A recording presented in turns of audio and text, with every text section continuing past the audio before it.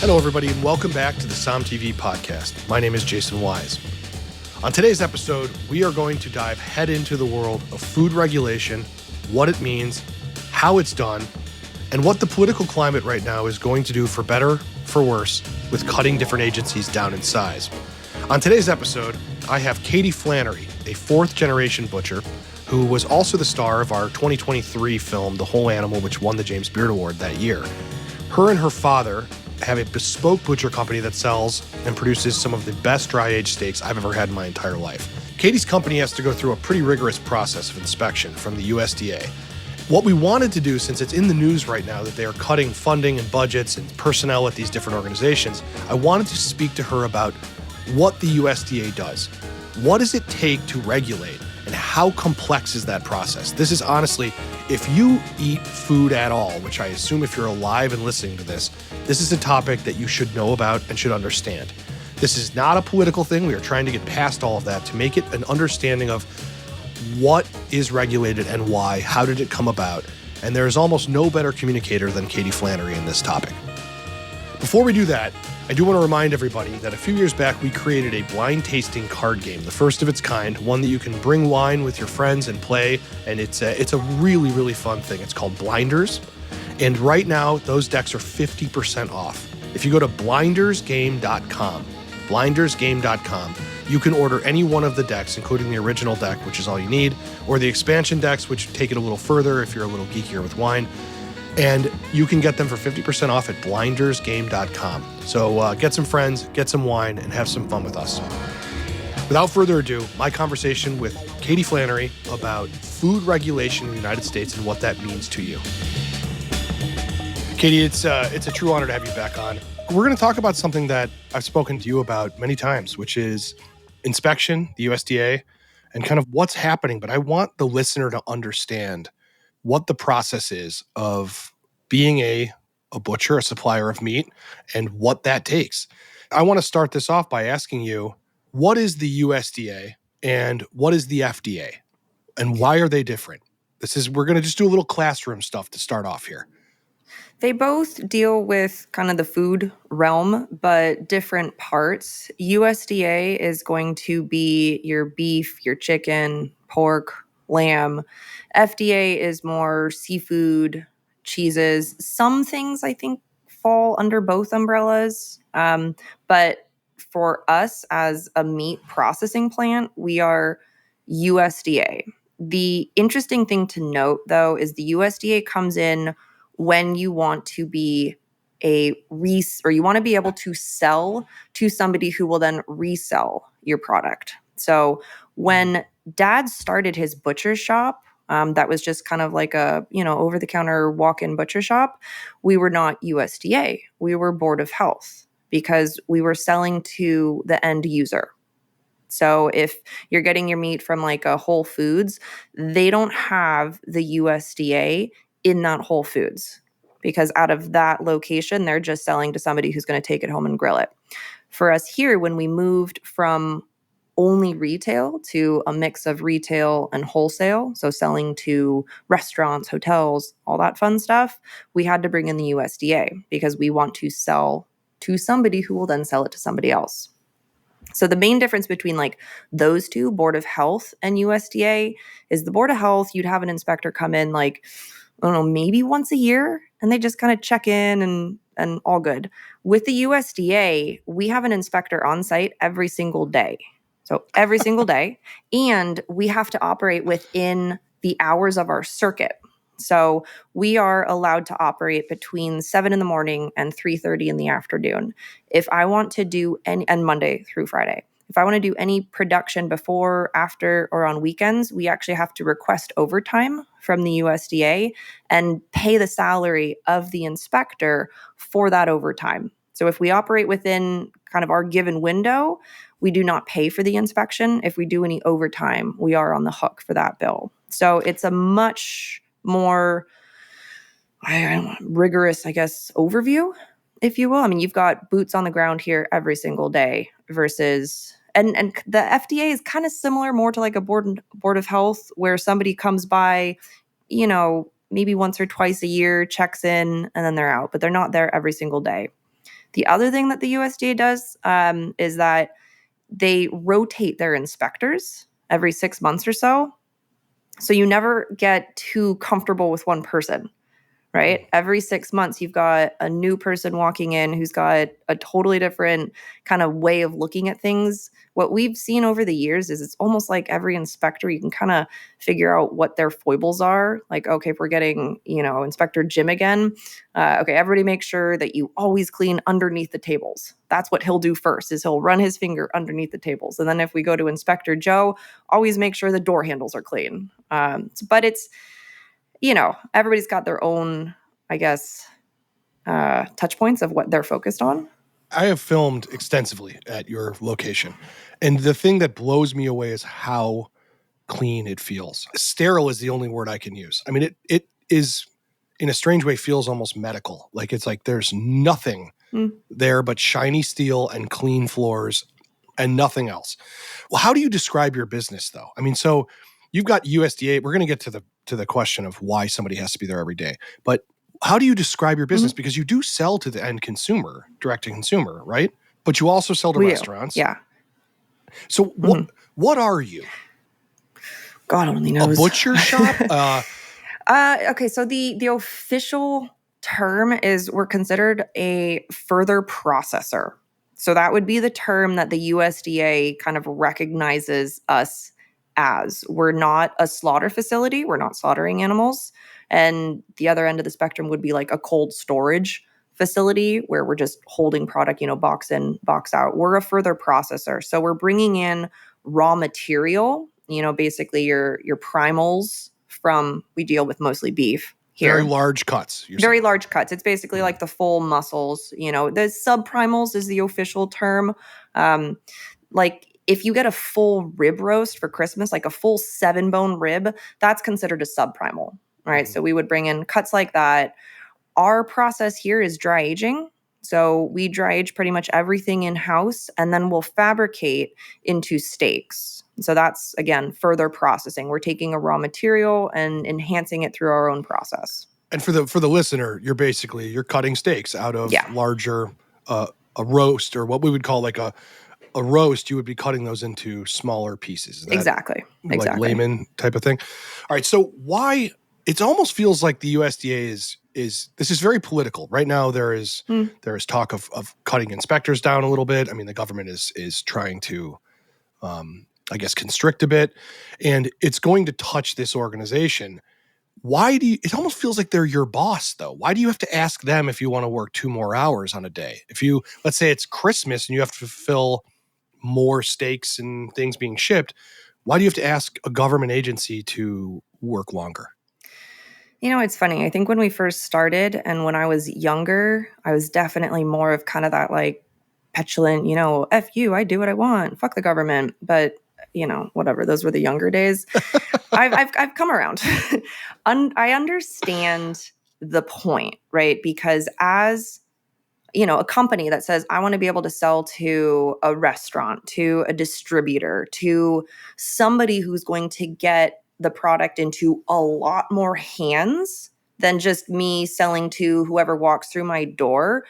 It's a bigger audience, and so the potential risk is greater, right? If I am just a small mom and pop butcher shop and I have a, outbreak of some pathogenic bacteria in my plant, it could affect that small population that buys from me. But if I'm a much larger plant and I'm selling to a Costco, who's in 5 different states, now all of a sudden the pool of people who could be affected by that is much larger. So I do think it makes sense.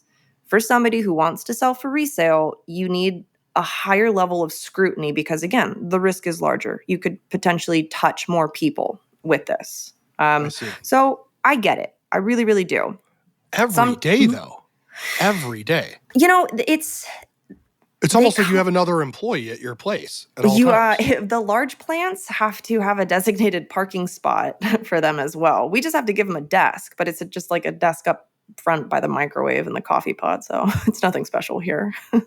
And do people do you walk on eggshells around this person? Do you ever make any jokes with them? Are you careful about swearing around this person? Like, how do you I'm just so curious. It's almost like, does it feel like the enemy's there, or does it feel like, all right, this is just Very Tim? much depends on the individual. Okay. Very, very much so. I mean, we have been, I think we got our grant of inspection in 2008, so we've been around the block. You know, I've gotten friendly with most of the inspectors. So, I mean, there are inspectors that, you know, I knew from when I was like 22. So with that crowd, it's very familiar. It's just kind of like we're on the same page. I know what they're coming to do. They know what our whole process is. There will be times though where you have inspectors, and it tends to be newer inspectors, and they'll walk in and kind of want to like show that they know what they're doing. And so they'll just look for any tiny, tiny thing to write you up on. And it's called a non-compliance, you know, if they find something. And so, you know, we'll get 5 non-compliances for really, really small things. Whereas another inspector might see those and come to me or come to our plant manager and just say, hey, I noticed this. Can you fix it? What is this? Like, what are we talking about? We're not talking about something I would notice. You know, there was we just got a non-compliance for our roll-up door. So the roll-up door to go into the facility, it doesn't, there's no raw product anywhere, you know, obviously by the roll-up door, but there was a small dent in the bottom of it. And so the inspector said, you know, the door could allow rodents into the facility. Okay. You know, and so your 2 options, you know, one inspector could say, can you fix that for me? And we would have said, yeah, absolutely. You know, the route that he took was he gives us an NR for it, a non-compliance report. So, and non-compliance reports are pretty common. I would imagine if it's like Tyson Chicken, they're getting this, like, this is a constant, it's like death and taxes all the time. Oh, for sure. For sure. When we were, you know, newer and I was younger, every single non-compliance, like I freaked out over, like, you know, and like I lost sleep. I was like, oh my God, you know, but now it's just like, okay, another NR. It's okay. You know, as long, and, you know, if a lot build up, then it kind of triggers somebody higher up to say, okay, what's going on with this plant? Why are there so many non-compliance reports? And if they're consistently for the same thing, then that's like kind of a red flag of, okay, something's not right here. Right. It's funny. I wouldn't call what you guys do a plant at all. It's a very family, very small, I mean, you have several rooms that are different dry aging of different pieces. And it's actually, I mean, if anyone's seen the film, Whole Animal, that you can see most of it's filmed at your facility. But when I think of a plant, I'm thinking of these chicken processing plants or these that are huge. I mean, just the size of a Costco in some cases. I mean, they're enormous facilities. Let me take a step back here and ask you, why does the USDA exist? Why was this organization created in the first place? Public safety. And I mean, that's incredibly fair. I'm absolutely 100% on board with that. There will always be bad actors, right? You need somebody to safeguard the public against that. I just think that's human nature. You can't pretend that there wouldn't be people that would blur the lines between like, well, is this safe? Is this easy? Can I make more money off of this? So again, I get it. You need independent regulation, or at least outside regulation. Okay. You do. I really do think, and done correctly with the right people, with the right attitude, the way that I try to look at the USDA is more of just like a helping hand. Like their goal is safety. My goal should be safety. My goal is safety. And so we kind of work together. And so sometimes there will be a new inspector who comes in and says, hey, this, you know, corner of the processing room needs to get re-cleaned. And that's fine, because what if my cleaning crew missed it, right? It's an extra set of eyes just to make sure that we're all working towards that same goal of food safety. Sure.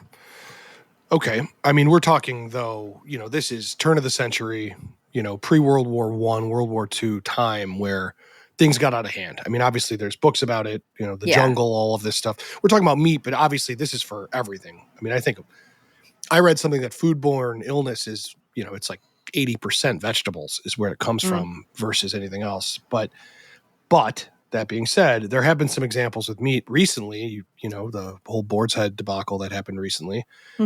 Explain to me really fast how that can still happen in the modern age when you have all of this inspection. I mean, and what happened in this case? We're talking about lunch meat and cold cuts and such.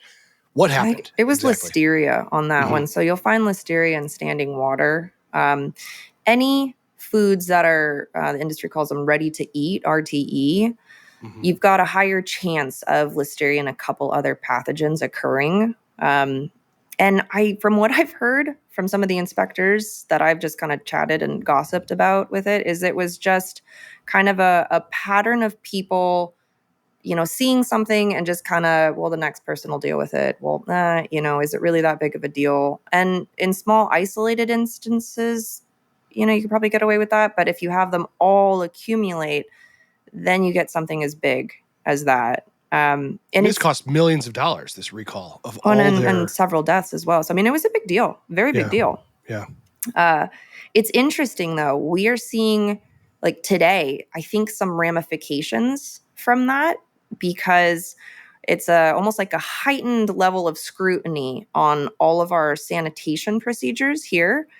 And for us, because our specialty is dry aging, we have a lot of moldy meat in our facility. That is just the way you describe it is not the way you describe it. Again, I implore people to watch the film that we did with you and all of that. But go on. Yes, there is mold on your meat, but it's not in a negative way. It's I love it. It's absolutely great. But yeah, at the end of the day, our specialty is kind of encouraging a particular species of mold to thrive on the beef, which, if we go down that rabbit hole of why do I want moldy meat, it enhances the flavor and it increases the tenderness. So it's amazing. I can attest to this for anybody listening. I truly think you guys have some of the best steaks I've ever tasted in my life. There's this nutty, amazing richness to your steaks that also they feel fresh. They're like tender and just incredible, but they don't taste like any other steak I've ever had in any way, shape, or form because of this mold. So I just want to interject really fast as a consumer of what you guys do. It is delicious, and it's directly because of this. Yeah, so it 100% is. The mold is really that's our secret sauce. But it's how do I say this? There's only a couple players in the dry aging game that are as large and have been doing it as long as we have, because when you're dry aging beef, the mold isn't necessarily present on the product itself, right? So if you were to buy a rib from the same slaughterhouse that I buy from and put it in your fridge to dry age it, you're not going to get the mold that I do, because the mold is actually present in our coolers, in our environment. And when I open product, when I leave it on a rack exposed to the open air, we're basically inoculating it with the mold within our facility. But for somebody and especially for an inspector who's not familiar with dry-aged beef, right? They're used to going to another beef processing plant and it's no dry age, so they don't see any mold. They're trained to think mold is insanitary. If I see mold somewhere, that means we have a problem. Somebody's not cleaning something. Then they walk into my plant. That sounds like sending like an MLB umpire to go ref an NFL game. That makes no sense. How could you get somebody who's doesn't know what they're going to inspect?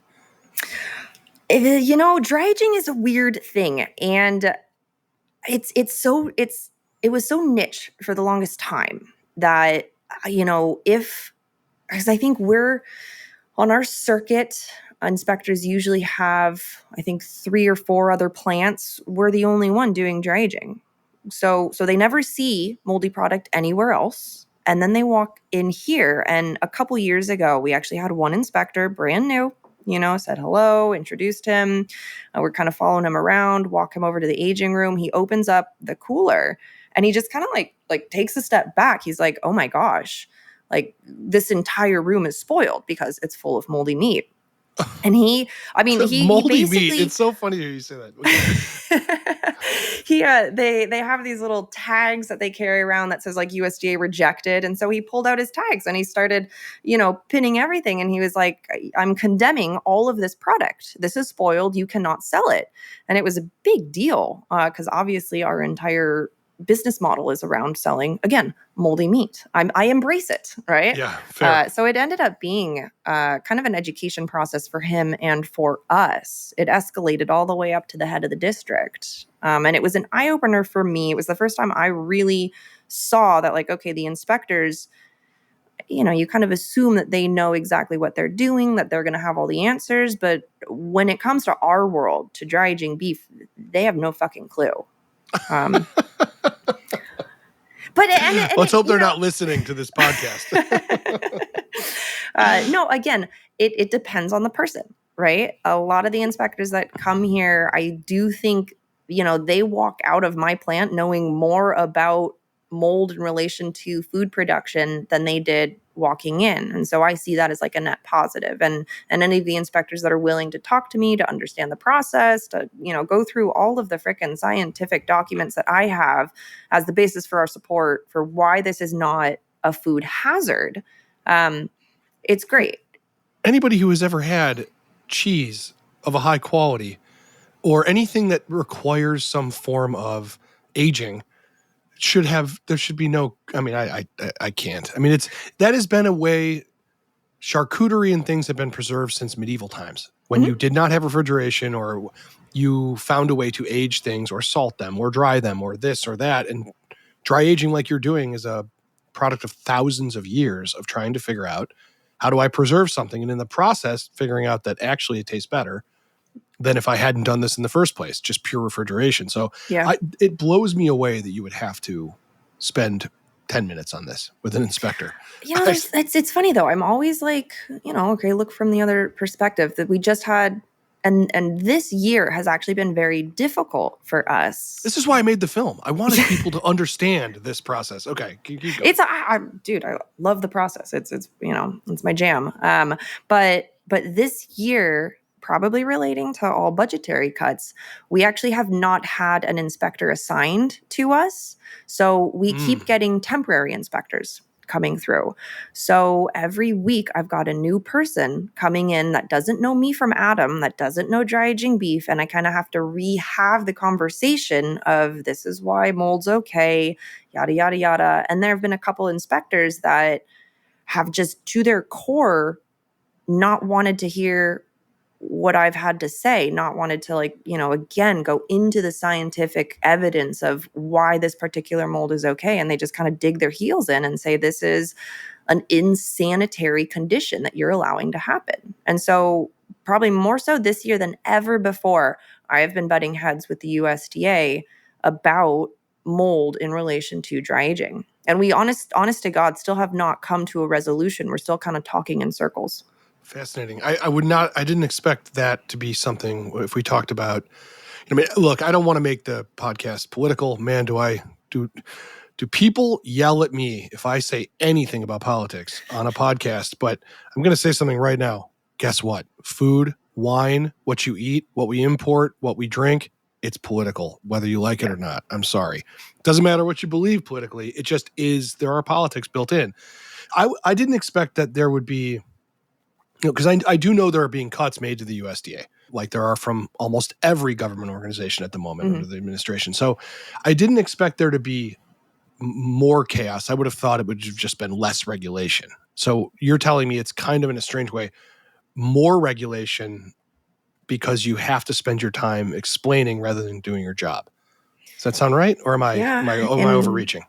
No, in a weird way. I didn't think of it that way before. But yeah, I guess I'm always trying to find silver lining. So, over the last couple months, I've kind of justified by, okay, well, I have a stronger program now than I did 4 months ago, because every time somebody kind of points out a hole, I patch it. I find a new scientific article to justify that basis or whatnot. But yeah, it has been difficult for us, because when you have one person who understands your procedure, knows what you're doing, it's not kind of, reinventing the wheel every time.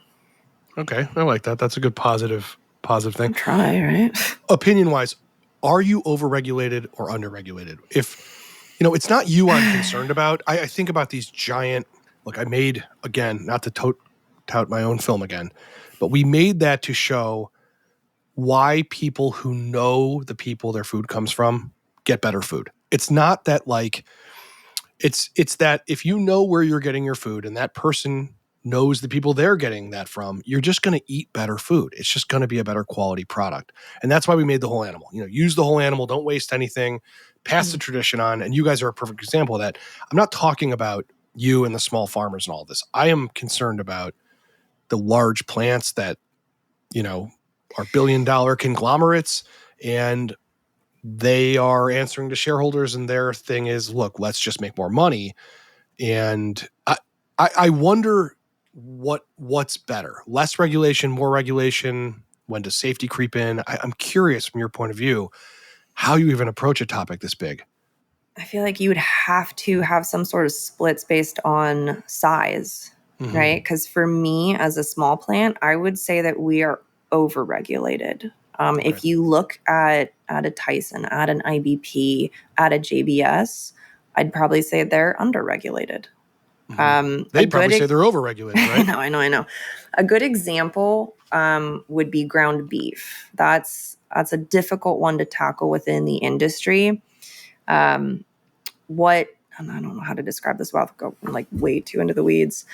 A while back, as a plant, my safety, procedure around ground beef involved ongoing verification testing, where basically, every month I would send out samples of our finished product, the grind, and test it for E. coli. And that kind of built the program saying, okay, with all of these negative results, it's proving that our procedures in place, regarding safety are working. Right? Is that making sense? My coffee hasn't really kicked in.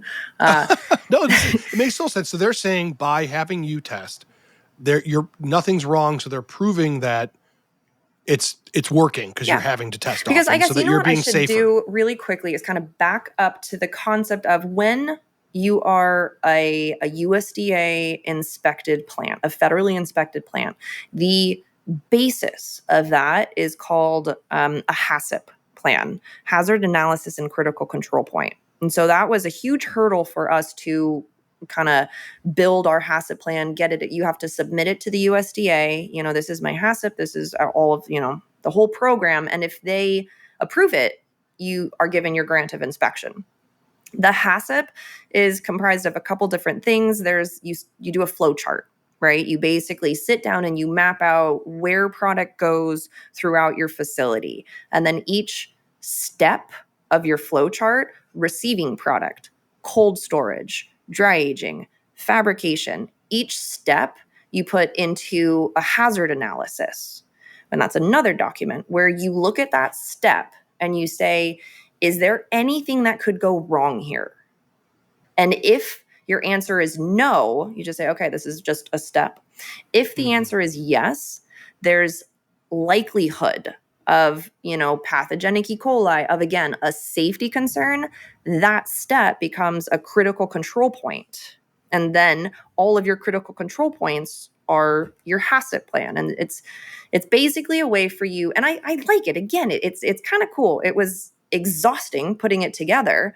And at the time I was like, the fuck are we doing here? But I totally get it now. It is a very comprehensive look at your entire process and understanding if something could go wrong, where would it happen? And what controls do I put in place to prevent that from happening? So it's much more robust than just a butcher shop where the Board of Health comes in and just, make sure that everything is going, like it looks good. Sure. So sure. Basically, you build in your testing into your HACCP plan to say, okay, if something could go wrong, it would be pathogenic E. coli. That's going to be like the main bugaboo for your health hazards. And we would test our ground beef monthly to prove that all of these things in our hazard and our HACCP are working. It's a safe facility. They changed that, I want to say, in like 2018, where they basically said it's no longer sufficient to test your finished product for ground beef. You now have to test the source material. Before you put it in the grinder, you need to have a certificate of analysis stating that it is free of Shiga toxin producing E. coli stec, like a different strain this is insane. of E. coli. So it kind of made it much more difficult for us as a small plant, where what we used to be able to do was use some of our bench trim, right? So I'm cutting ribeye steaks, okay? If this piece gets cut off, I used to be able to take my bench trim, my trim, and put it in the grind. But I can't do that any longer, because everything that I grind now, I have to test for E. coli before I grind it. And if you can just kind of like conceptualize, if I've got, because again, with the dry aging and the aging, it just makes it more difficult. If I'm testing it for E. coli, I need to know the establishment where it was slaughtered, the date it was slaughtered, how many pounds comprise that lot. And You're so basically a data analyst at this point. Yes, essentially, yeah, I know. I could talk about it all day, but we'd all go to sleep. I would have to hire an employee whose sole job was record keeping just to do this. Yeah, it makes a lot of sense. And so it's just, we had to kind of change our whole program, and we no longer use the bulk of our bench trim. So we actually throw it away, because I can't figure out how to get it out, and monetize it through a grind. Right, because it would be just too much bureaucracy to follow through. Yeah. But this just reminds me of all the nutritional supplements you can find on the shelf that say like treats this, and on the back it says not evaluated by the FDA. And like that can just happen where they're like, here is this thing. It's going to improve your joint health. But like nobody has proven that. No one has to go through it. You don't even know if you're eating wood chips it's like, it's insane. I mean, I'm not saying that, as we said earlier, that meat isn't something that needs to be respected.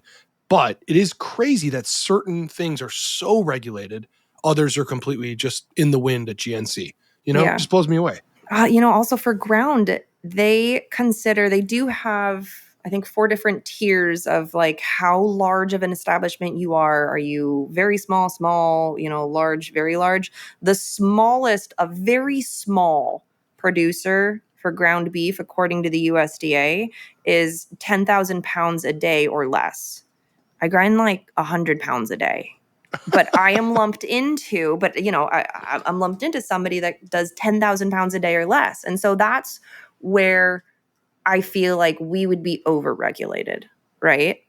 For somebody as small as we are, we're being held to the same standards as somebody, 1,000 times our size.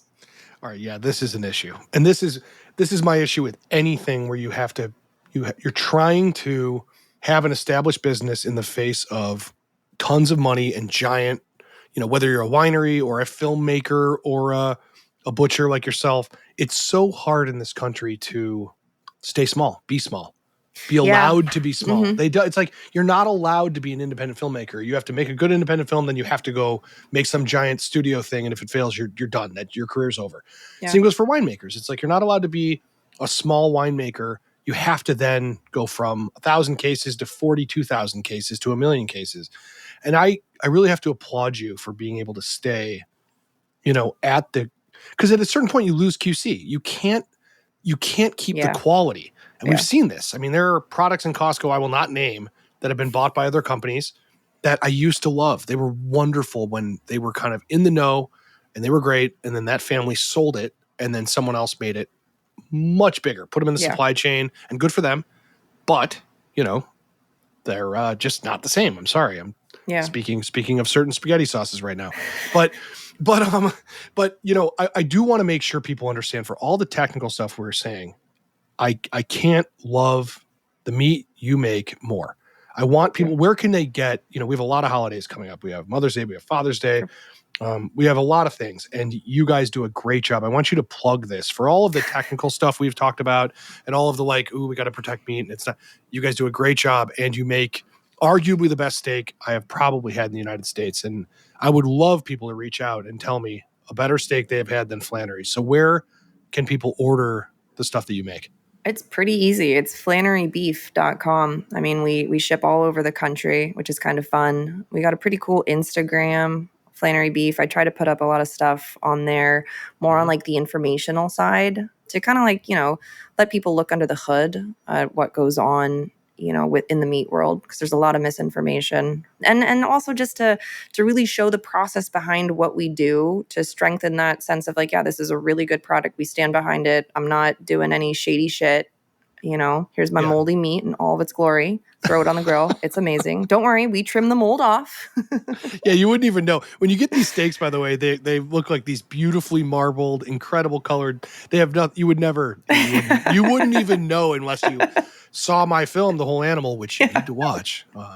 Anyways, Katie, I want to thank you so much. I know this is a big topic. You did a great job. You're a great sorry. There's like so much. I feel like we barely scratched the surface. Hopefully that was a little helpful. Well, hopefully listeners will reach out and say, we want an entire episode on the microbiology of, whatever. Oh, don't get me started. I mean, how long can the episodes go? I love talking about just the mold, the science. It's crazy. My mom will listen to anything to the end. So for sure, we can go as long as you want. Well, Katie, thanks for being on. And I very much look forward to having more of your steaks. Yeah, of course. Hey, I want to thank everybody for listening. It really means a lot. If you love this podcast, please take a moment right now and go to whatever app you're listening to it, whether it's Apple Podcasts, Spotify, wherever you're listening, and please give us a great review. Give us a great rating. It really, really helps. It's something that means a lot to us, and we know you're out there, so please support us. I want to remind all of you that Blinders is 50% off our blind tasting card game that we invented from scratch through all of the years of watching people blind taste wine, and we wanted to approach it from a fun place. So go to blindersgame.com to get those decks for 50% off. There is no better surprise than a Blinders game on a weekend with a bunch of friends. It's so fun. I would like to thank Katie Flannery for joining us. I would love to thank John Adams for producing this episode. And I'd like to thank you for listening. Everybody, go have a great steak, great glass of wine, and we'll see you next week.